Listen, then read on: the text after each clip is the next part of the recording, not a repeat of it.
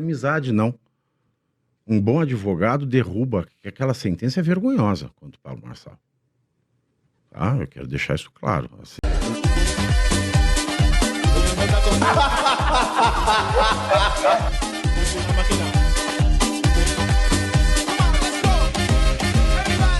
Ô, Thiago, a gente viu recentemente que o Eduardo Bolsonaro também se mandou para os Estados Unidos. Inclusive, deixou de lado o cargo dele, né? Qual a sua visão sobre isso e por que o Eduardo foi para os Estados Unidos?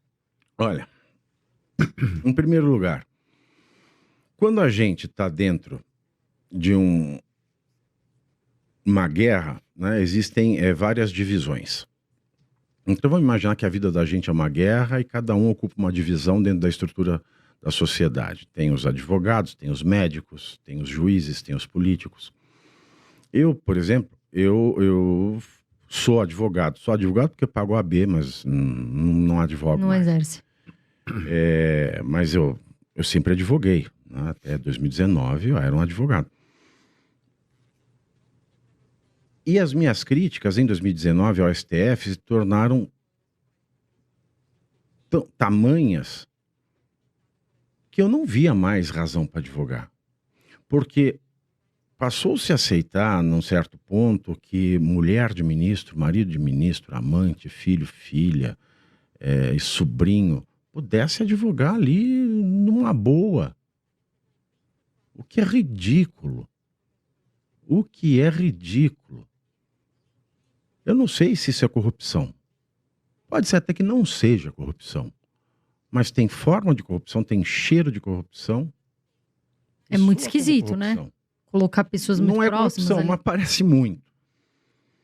Aí eu falei, bom, eu não sou parente de ministro, eu não tenho caso com nenhum ministro. E aí eu vou fazer o quê? Eu vou defender uma parte para chegar em Brasília para ter que contratar um escritório de parente de ministro, porque é isso que acontece no Brasil hoje. Uhum. Ninguém fala. Por que ninguém fala?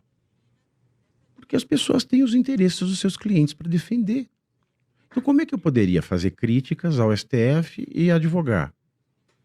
Então eu tive que sair do mundo jurídico para poder ter mais eficiência na minha missão, que é revelar a conduta, ou seja, a conduta ilícita antijurídica desses ministros que estão acabando com o STF. E o Eduardo Bolsonaro, ele é político. E ele chegou a um momento que ele viu dentro da política, o STF manda dentro do Congresso, ele manda no Senado, ele manda na Câmara. O Hugo Mota foi eleito e começou a fazer aceno para anistia. Já puxaram uma delação premiada que tinha contra ele, ninguém nunca deu atenção. Falaram, a gente esqueceu de te chamar para esclarecer essa delação premiada que fala que você desviava emenda parlamentar.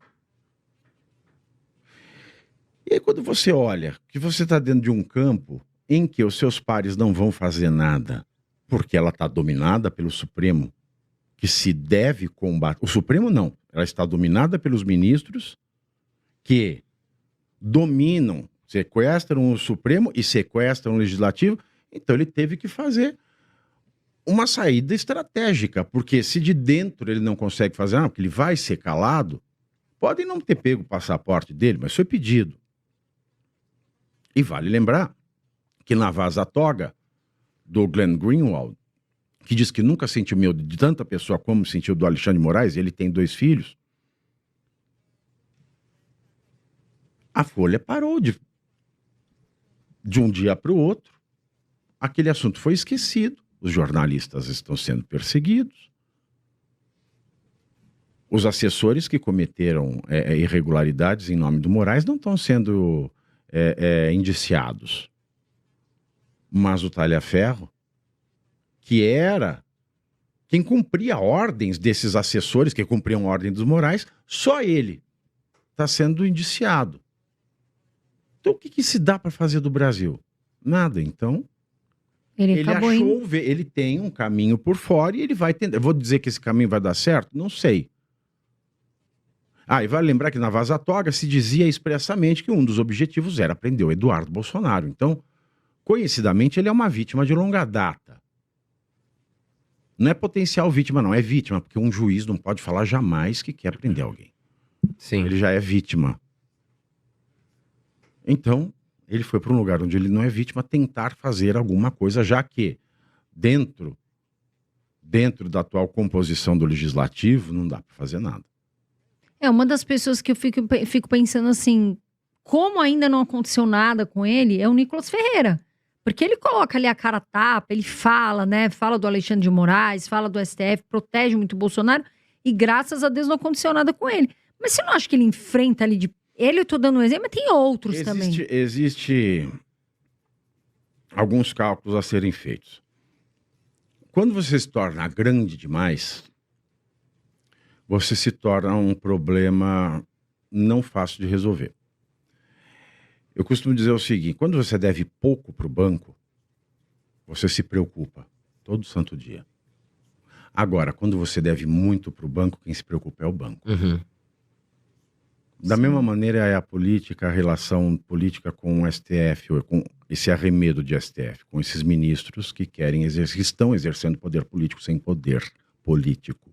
Porque o poder do poder judiciário não é um poder político, é técnico. O Nicolas Ferreira ele se tornou grande demais. Então, ele é como aquele cara que deve demais para o banco e a preocupação é do banco. Agora, se é uma pessoa pequena, tipo Oswaldo Eustáquio, não estou falando que ele seja bom ou ruim. Ele é vítima porque ele não está merecendo o devido processo legal.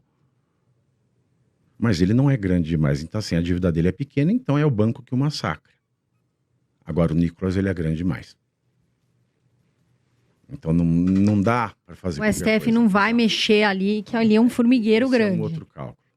Esse é um outro cálculo. Ô, Thiago, a gente viu as recentes pesquisas, principalmente da Quaest, que vem fazendo pesquisas toda semana praticamente, ou a cada 2 semanas, a gente vê que a popularidade do Lula caiu bastante, principalmente onde mais preocupa, creio eu, o PT, que a popularidade vem caindo no Nordeste. Exato. Que sempre foi aí um... Com margem de erro, pela primeira vez é empatado o público que o aceita e o que o rejeita. Exatamente. Então, você acha que o Lula está preocupado? E o que pode acontecer em 2026? Você está confiante que alguém da direita consiga tirar essa reeleição do Lula? O Lula não vai ser reeleito. A não ser que, é claro, o TSE haja na mão grande como agiu da última vez. E eu expliquei aqui, não cheguei perto de urna eletrônica, falei justamente apenas de processo eleitoral. Falei das resoluções, das datas, da ilegalidade, etc.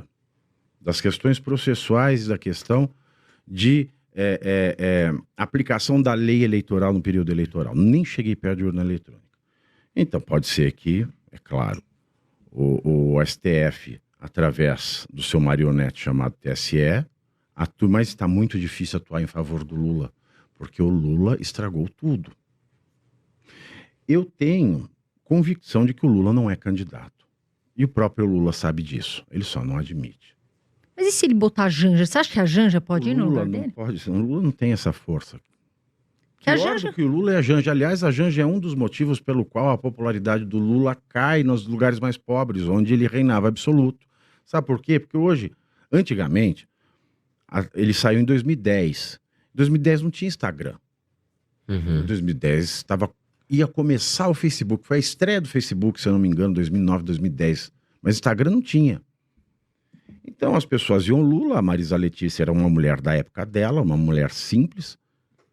Hoje, a mulher nordestina que está abrindo mão de crescer como ser humano dentro da sociedade para viver de bolsa, ela está numa miséria desgraçada, ela não passa fome, mas ela está numa miséria, está vendo o Instagram da Janja. E a Janja, ela tem raiva da Janja, porque eu tô nesta miséria e a sua mulher tá aí, ó, vivendo a vida de dondoca. Uhum. Viaja pra lá, Exato. viaja pra cá. E fica na cabeça, o quanto essa mulher gasta, não podia aumentar R$10 o que ele dá pra gente? Então a Janja é um dos fatores pela queda de popularidade do Lula. E a Janja, como um dos fatores de queda da popularidade de um sujeito que foi um dia popular, ela é a encarnação da impopularidade. Então se o Lula não é candidato, muito menos a Janja. Mas quem viria, então, pela esquerda, você acha, A Thiago? esquerda não tem candidato. Essa é a beleza do jogo. E se a gente for fazer uma análise longa, que eu não sou a pessoa mais apropriada para fazer isso, então eu só vou ficar com a conclusão desta análise longa que eu já tive com várias pessoas e peço que contente-se com essa resposta, porque daria um programa inteiro para explicar por que é o Flávio Dino. Flávio Dino poderia ser o candidato, mas sem força eleitoral para ganhar de uma pessoa, por exemplo, forte da direita. O Flávio Dino, ele atrai aquele mesmo pessoal da Frente Ampla. Ele tem ainda o apelo da Frente Ampla, ele é nordestino. Se bem que no Maranhão lá ele é nada aceito, né? Então já se perde ali o Maranhão, que é um lugar grande, né? Exato. Mas hoje, eu não sei se ele ganha, mas assim, o mais provável candidato da esquerda hoje seria o Flávio Dino. Porque o Haddad também não... Ah, mas ele não fez por largaria o onde. Supremo para ser presidente? Largaria, claro, porque ele faz um mandato. Em 2030 o Gilmar Mendes aposenta, ele se nomeia presidente, o vice assume e ele volta para lá. A gente tem que pensar que o Lula também vai... O Lula tem o quê? 81 anos. Em 2026 vai ter 82 para 83. Poxa, já é uma idade muito avançada. Imagina que ele vai terminar com quase 90 anos o próximo mandato dele. Não, ele não vai ser candidato. Não tem nem saúde Ele não para tem- isso. Não, ele não tem condição de ser candidato. Ele azedou o patê do game. E como é que você e a vê essas... questão Desculpa, perdão, André. E a questão, porque assim, fizeram uma pesquisa, eu não lembro de qual, na referência eu não lembro, mas comparando ali Tarcísio com Lula, entre outros, né? Caiado com Lula e Pablo Marçal com Lula. E o Pablo Marçal me parece que ficou numa boa posição. Não, o único que ganha do Lula é o Bolsonaro. O único. É, O Bolsonaro único. ficou... Que ganha. Não, Que Ganha. ganha. o Marçal Ganha. ficou com um pouco... O Marçal ficou com pouco. Não, me parece que ele Não, era ficou ali. 44 a 35, Alguma bem coisa distante. assim. A Você acha que Michele ganha do Lula no primeiro turno. Sim, aí no Você acha que o segundo Pablo perde, né? Marçal, você acha que Não. o Pablo Marçal seria um possível? Não sei, né? Com a força que ele tem, enfim, que ele mostrou aí para prefeito. Você acha que ele poderia ser uma possibilidade da direita? Olha, tudo pode ser uma possibilidade, mas a minha não será. E eu acho que ele tá inelegível. Ele Ele- tá ele parece que- inelegível Ele por tá conta inelegível. da Mas questão, me parece que ele isso tá- pode mudar, ele tá é. inelegível por uma Sim. sentença porca, diga-se de passagem. Veja, o Pablo Marçal como político, para mim, é uma coisa que eu não quero nem cogitar, mas a sentença contra ele foi muito ruim. A sentença contra ele não se sustenta. Se ele recorrer direito, não precisa nem de ter amizade, não. Um bom advogado derruba, que aquela sentença é vergonhosa contra o Pablo Marçal. Tá? Eu quero deixar isso claro. A sentença contra ele é uma vergonha. E você aí já está preparado para ter todos os argumentos para dizer que Marx não foi um cara legal, para dizer que o comunismo não é um lugar para diversidade, para desmontar essa grande fake news histórica da esquerda, que é repetida por nossos professores de história, de geografia, de sociologia, que é repetida nas universidades, que é repetida nos livros. Está preparado para dizer por que Marx não era um cara legal e por que todo marxista raiz também não é, e por que o comunismo é terrível? Você já leu nos Anais de Marx? Pois é, aqui nesse livro você vai encontrar tudo o que você precisa saber para responder aquele sabichão que diz que Marx é um cara legal, pois não é. Leia agora, nos Anais de Marx, a trolha do comunismo transviado para encaçapar idiotes. À venda em todas as livrarias do Brasil, pelo site ou nas lojas físicas. Não deixe de ler.